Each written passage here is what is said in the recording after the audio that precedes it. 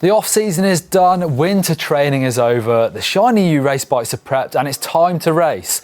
After 10 years of the Enduro World Series, Enduro is now a World Cup discipline and forms part of the UCI World Series alongside cross-country, downhill and marathon. And this weekend it kicks off in Australia with the first round of the Enduro World Cup racing taking place in Medina, Tasmania. But before we get into that, let's have a reminder of what happened last year. Ruud had crashed. Extremely technical, high risk. It was so physical.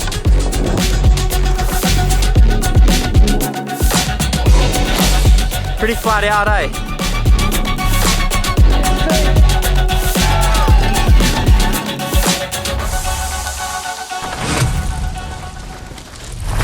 Welcome to GMBN Racing, our new channel dedicated to giving you all the inside knowledge on mountain bike racing. Here we'll be showing you all the highlights of the races, starting this weekend with the short highlights of the Enduro World Cup, uploaded just as soon as possible after the race.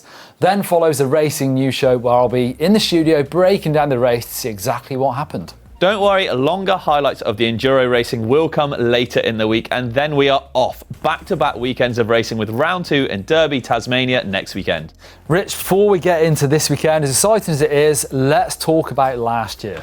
2022 saw tight racing, massive crashes and both familiar and fresh faces on the podium.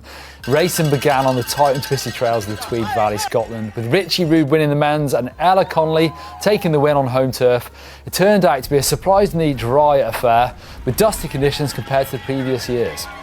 On to Petsen Jamnica next, and the only race to cross international borders, as the riders would head between Austria and Slovenia, featuring a monster 15-minute stage thriller, 6k in length and dropping over 1,000 metres in elevation. Riders would taste some proper big mountain riding for the first time in the season, with Jesse Melamed would take his first win of the season. Isabeau Corderia got back to her winning ways, taking the top step in the women's.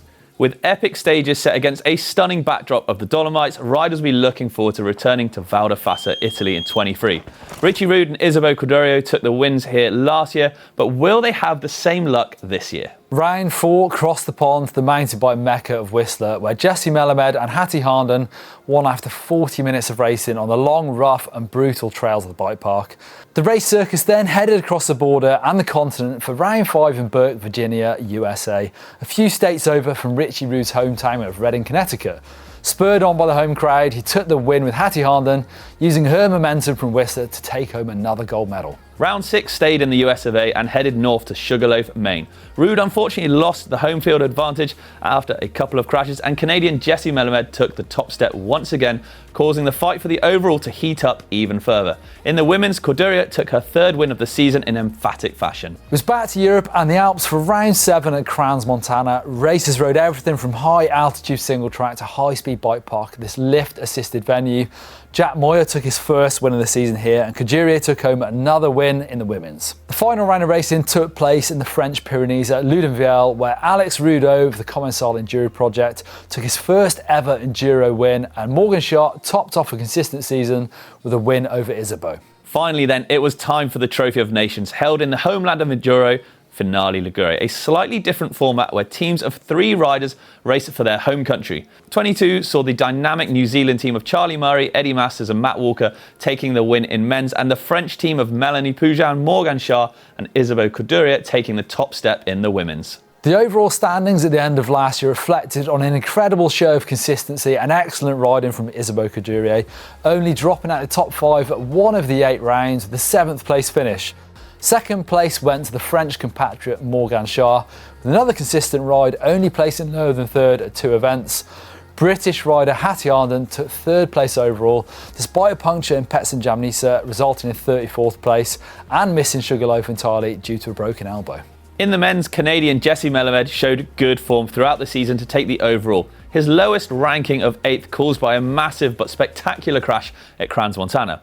It was closely fought between Melamed and Richie Rude at the start of the season before a puncture in the final stage of Whistler and a couple of crashes at Sugarloaf saw Rude slip down the overall ranking to take 2nd place.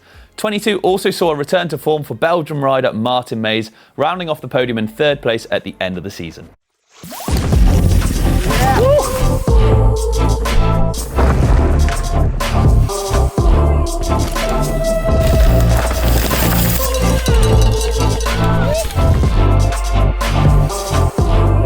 2023 kicks off down under with 2 rounds from Tasmania, Medina and then Derby on the 25th and 26th of March, and then the 31st till the 1st of April. There's a short break in the season before round 3 takes place at the spiritual home of Enduro, Finale Ligure, Italy on the 3rd and 4th of June. Enduro heads to Leogang, Austria for the first time for round 4 on the 15th to 18th of June. A rider favourite of Val di Fassa returns for round 5 on the 24th and 25th of June. Another short break before Enduro heads back to Lunéville on the 1st till the 3rd of August for round 6. The final round of the Enduro World Cup in 2023 takes place at the 10-day festival of all things mountain biking in the Portes du Soleil from the 7th till the 17th of September. That's going to be the first time where all the types of World Cup racing come together, from cross-country, downhill, marathon and enduro.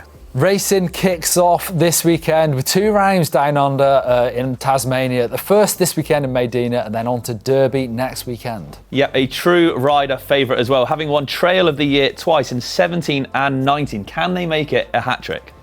All right, Rich, into predictions. Richie Rude's got to be in there. Yeah, you'd be crazy to write him off. The American powerhouse narrowly missed out on the overall last year, so I think he's going to come out swinging and hungry to prove a point. We shall see. It's not going to be a one-horse race, so what about Slavomir Lukasic on that Yeti? What can he do? Consistent last year, top 10s? Definitely. He's also sort of just won the Trans-Tasmania, actually beating Richie Rude slightly as well. So, you know, teammates, could be some good competition there. Jack Moyer onto Whitey, although he suffered last year's with sort of off-season injuries, shoulder and then the hand. So is he going to be warmed up, or is he have fire in the belly possibly? I think fire in the belly, you'd never write him off, and the new team setup I think is going to suit his sort of pretty loose character well. You know, there's a lot of freedom there to do what they want in the team, so I'd expect to definitely see him up there. I think that's right. I think Canyon may have been a bit too serious for him, but yeah, we'll see. Young talent, Whitey, a bit wilder, I think. Most definitely. Melamed to Canyon, so jumping into that sort of free space. Yeah. Been on Rocky Mountain for a long time. How's he going to, transfer to that new bike? I mean, he's looking good. I believe he's riding the Spectral 150, which is obviously, a great little bike, and he's looking real fast on it, from what we've seen on socials. So I don't think he's going to be hanging around this weekend. A wild man, slightly inconsistent in previous years. You True. Could have said with some big crashes, as you see out of him. Yeah, I mean, he put it all together last year for the overall though. So.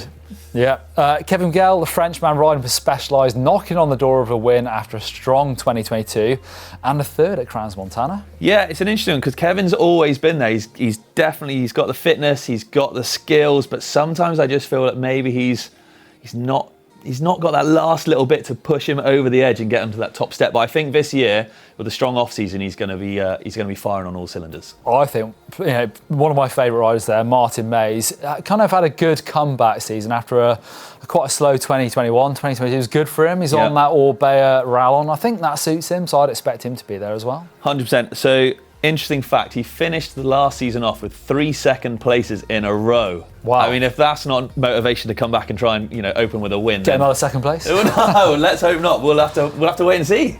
Into the women, can anyone stop the powerful French duo of Pujan, Char and Courdier? What do you think? Yeah, I think they can. Obviously, all 3 of the French flyers are absolutely on it at the Mo.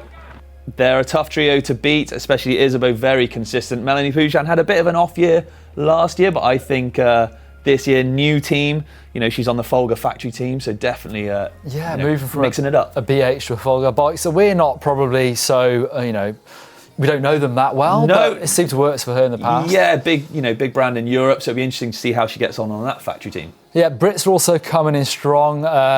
Bex Barona, her second year on Yeti. Harnden still Trek and a strong off-season. Connolly on a newly formed Cannondale team, and Becky Cook had a strong 2022 actually, and scored a factory ride for Orange. Exactly, yeah. So I mean, we got to shout out the Brits there, obviously very, doing rather well as well. And then obviously, lastly, onto the all-women team of GT. You got Katie Winton, Noga Karem. Noga had a very good year last year. Winton took a bit of time out, so how's that going to affect things this year? It's going to be interesting to see. Okay, join us back here on Monday on GMBN Racing for the Racing News Show, where we're going to dig into the action to see who won and how they did it. Yeah, and remember, if you want to keep up to date on all things racing, XC, Enduro, downhill, GMBN Racing is the place to do it. So don't forget, give us a little like and a subscribe, and we'll see you on Monday.